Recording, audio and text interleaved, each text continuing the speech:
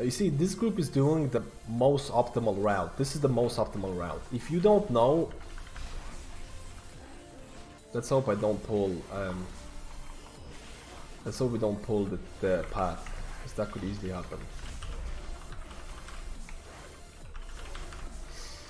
Like you see, just putting Sunfires, Moonfires, and then if you have damage, no stuns. No stuns. If there was enough AoE damage here, I probably would have went placed my Light Bloom on myself, so photosynthesis would provide more AoE healing, but there's really not a lot of AoE damage happening right now. Plus Swiftmend is absolutely god tier. Like right now I placed Light Bloom on myself. Actually, there's no need anymore. There's no need, everyone's full HP already. But I tell you right now, my FPS is dropping a lot for my Druid. I think I'm actually gonna swap out from Tell Me When. I think I'm gonna get rid of Tell Me When on Resto Druid.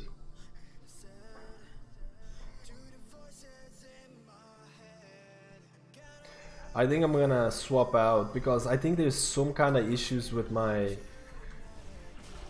with my thing. So you see, okay, I'm taking aggro. I'm gonna put, everyone's taking a lot of aggro, so I need to be careful here for everyone not to dip. So I don't really have that much time. My Swiftmend on the rogue. I don't really have that much time to really apply damage, but one Sunfire. Now I know everyone's kind of fine. I think I'm gonna go inside and do a bit of swipes. Make sure I get rip on the biggest target that I want to kill. Make sure I'm not gonna bolster people. I'm relatively okay with bolstering here. The tank is doing fine. I have to trust the tank with my Light Bloom. Light Bloom does a lot of extra damage. I have Typhoon to push them back because they usually target range people. Like just applying the bleeds, rip. Sorry, what is it called? Rake and rip. Just at the start, like I'll apply my bleed. I'll try and stack it up to a little bit. Rip here. Get the Sunfire going. Get the Moonfire going. I have optimal bleeds and dots on the target. They're taking as much damage as possible. I apply a couple of hots on the group and then I go back. And then I go back to DPS. No one's ever gonna die with this. And I'm doing a bit of damage.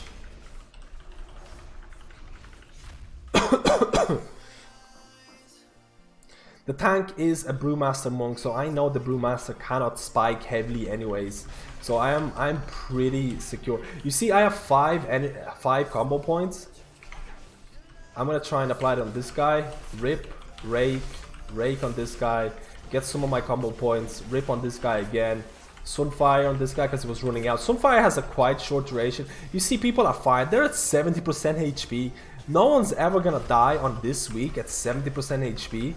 Like, I can just let my hot stay there, and like, there's no need for me to come back and to apply like regrowths, because regrowths will just take so much time. I did it there as an example.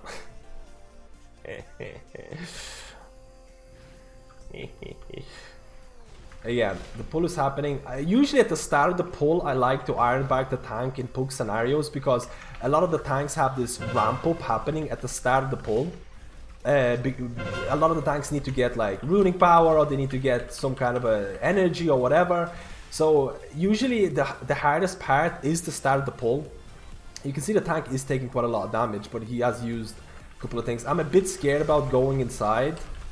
I'm gonna use Innervate. I'm gonna trust the tank. Okay, this is gonna be rough. We have Scenario Ward in the tank. Light Bloom is gonna proc. Remember that at 4 seconds, if you refresh Light Bloom, it's very important. If you refresh your Light Bloom at 4 seconds, it's gonna refresh the Bloom effect. It's 4.5 seconds actually, to be precise. So if your Light Bloom is about to expire, like 4 seconds, but the tank is about to die, just apply Light Bloom again, and it's gonna provide you with a little bit of extra healing, like instant healing. It can be something that you play into later down the line. You probably won't notice at the start, but you see 4 seconds, I'm gonna apply it again, and it bloomed. It bloomed on the thing. So it's like, I mean, it's a relatively small thing that you don't really have to go hardcore into it, but it's good to know at some point.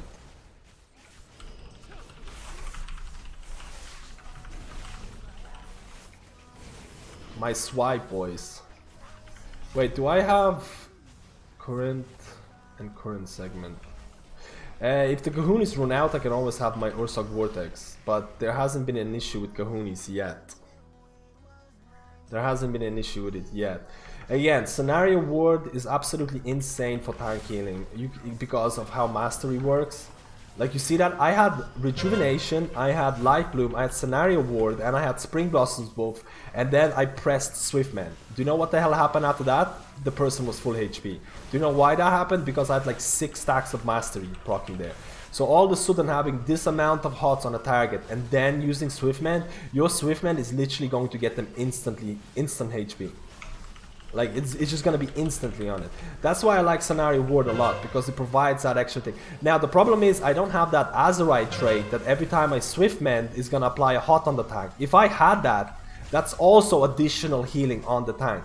So all of a sudden you have like, I don't know, 7 hots with the regrowth hot if that was applied as well. Do you know how much extra mastery stacks that is? That is insane amount of additional healing. Insane amount.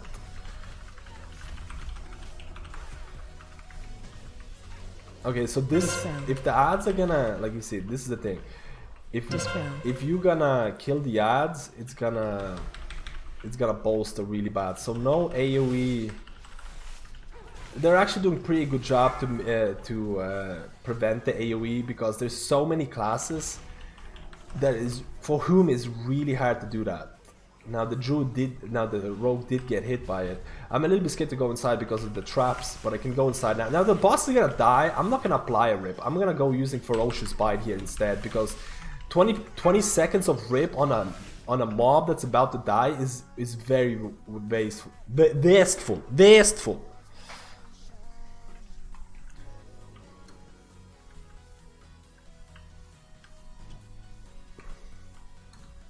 I forgot it's the drunk guy. Fuck. Your skulls will be excellent targets. Which one is this? Doing a boss when you're drunk is the only way to do it. Where's Haste Buff? I can't see it. Beware.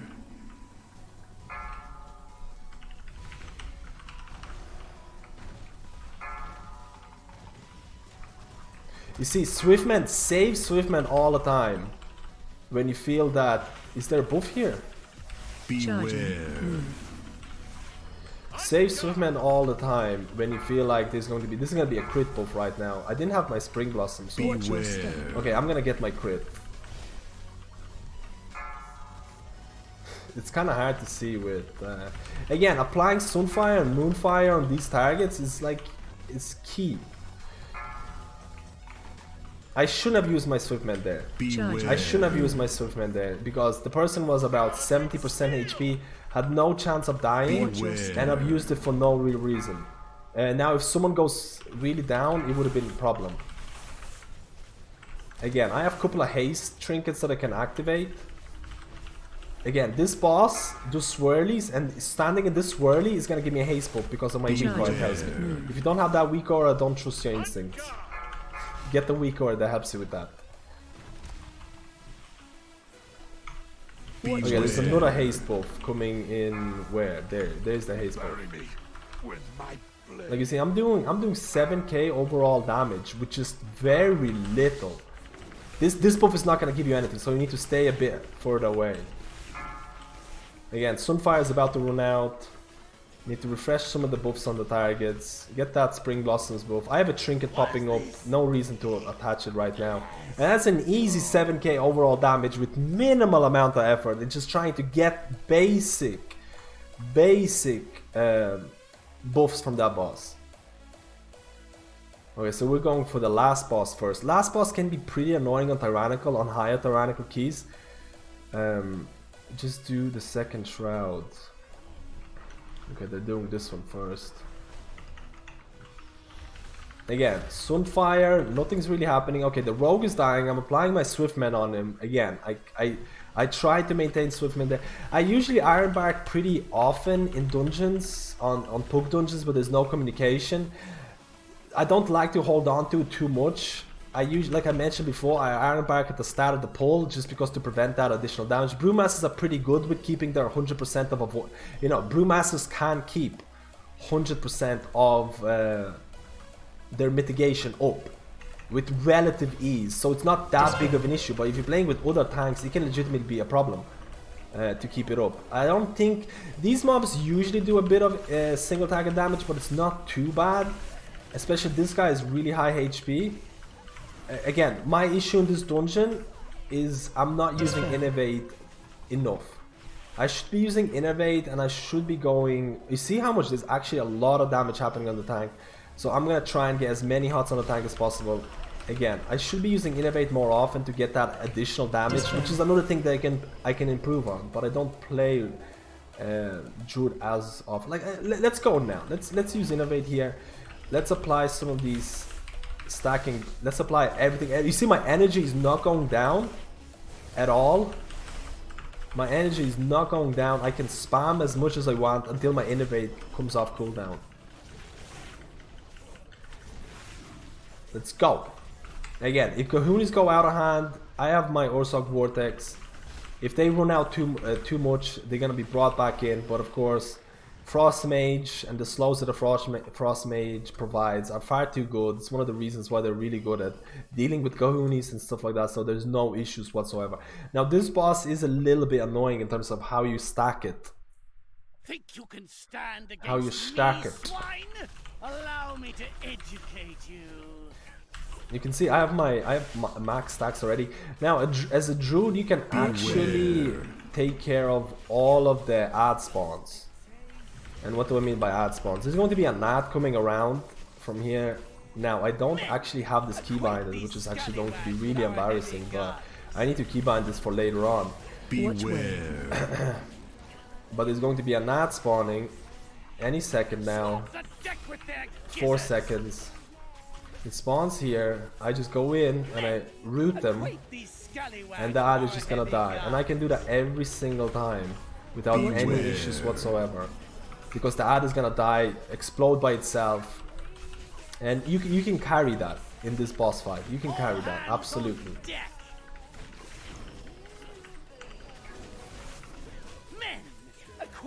Now the monk actually used... Okay, the mage actually still got hit by that. Very interesting. He blinked into the fire. I mean, nothing's ever gonna be perfecto.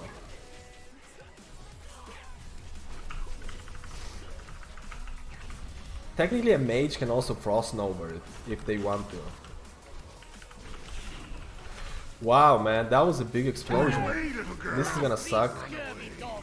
This trank is gonna suck so bad. Because as you saw, I tranked right at that moment.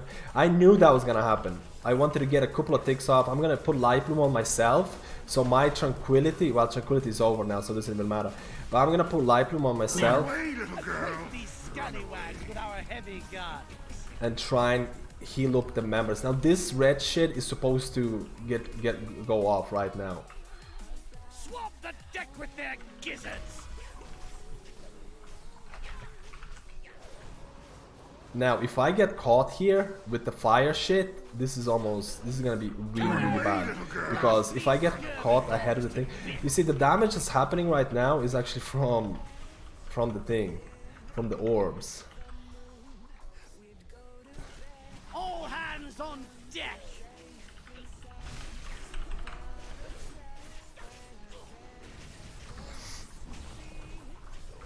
Yeah, we actually gonna need Innovate for that mana, boys.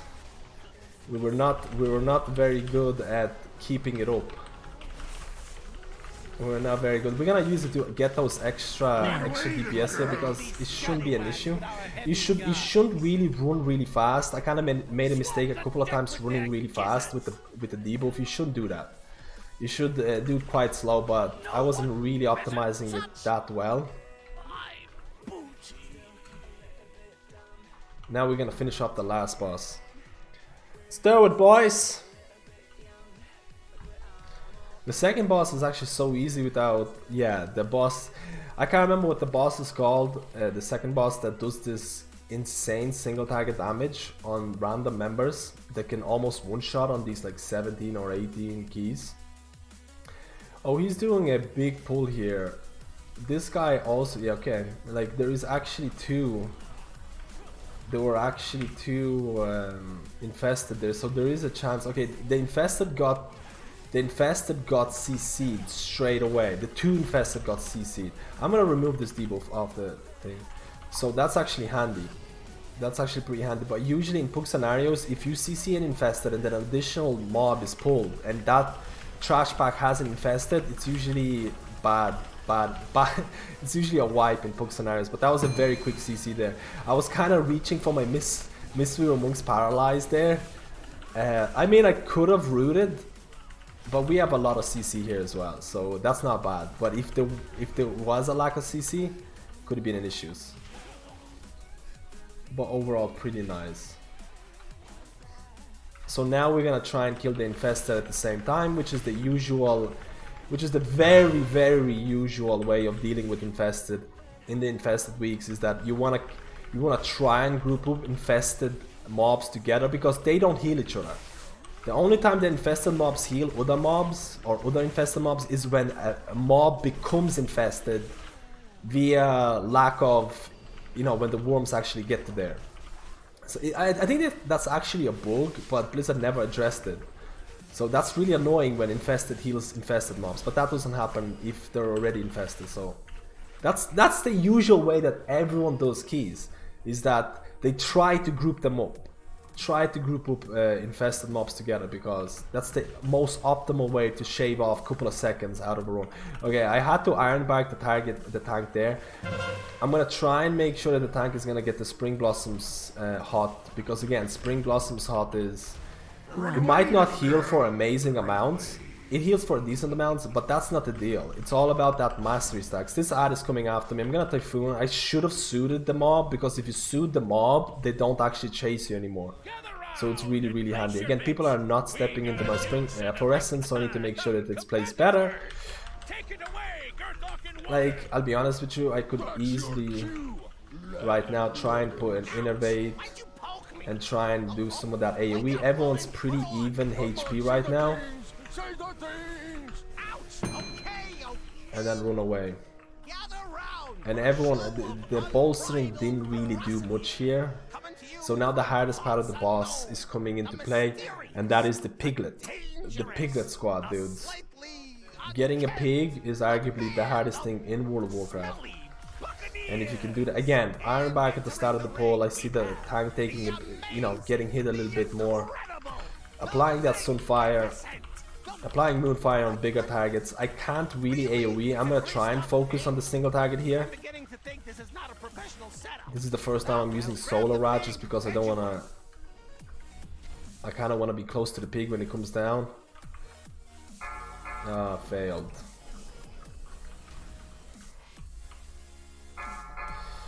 I told you. Told you, boys. Yeah, GG, man. The king of Piglet Squad, man, gets it again.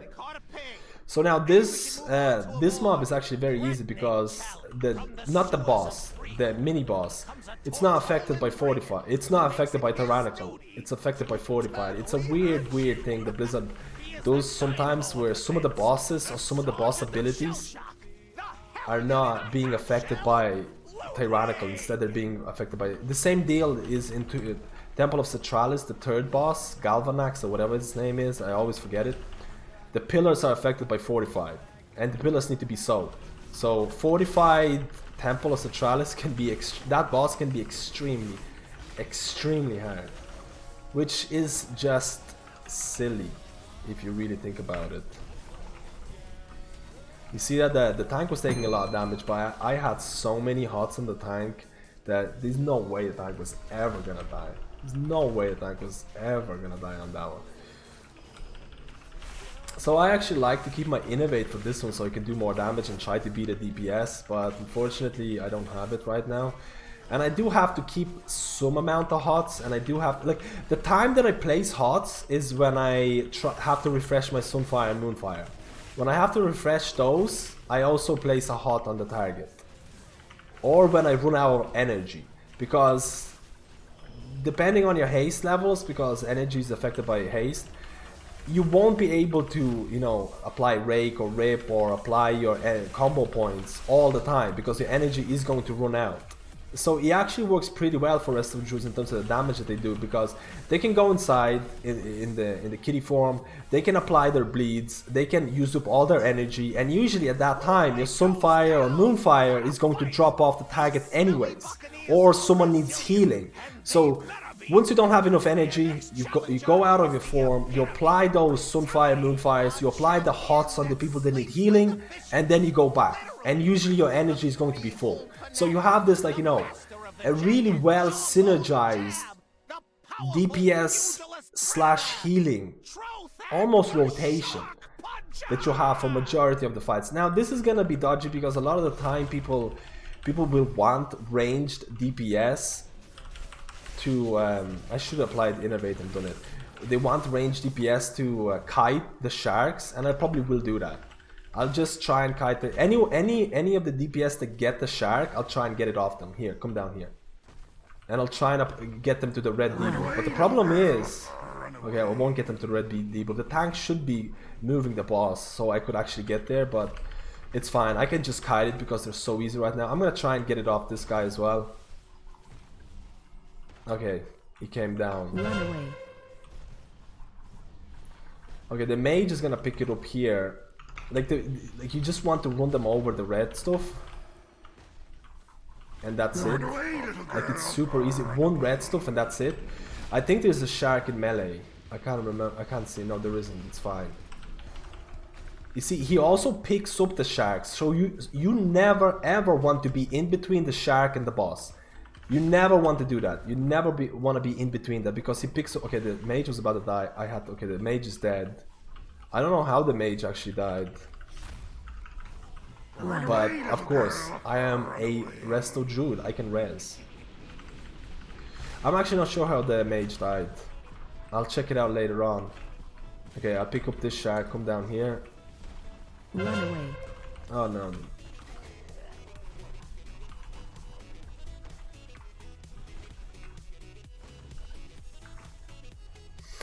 The shark might go to the frost mage. Come down here, come down here. The mage can teleport, it's fine.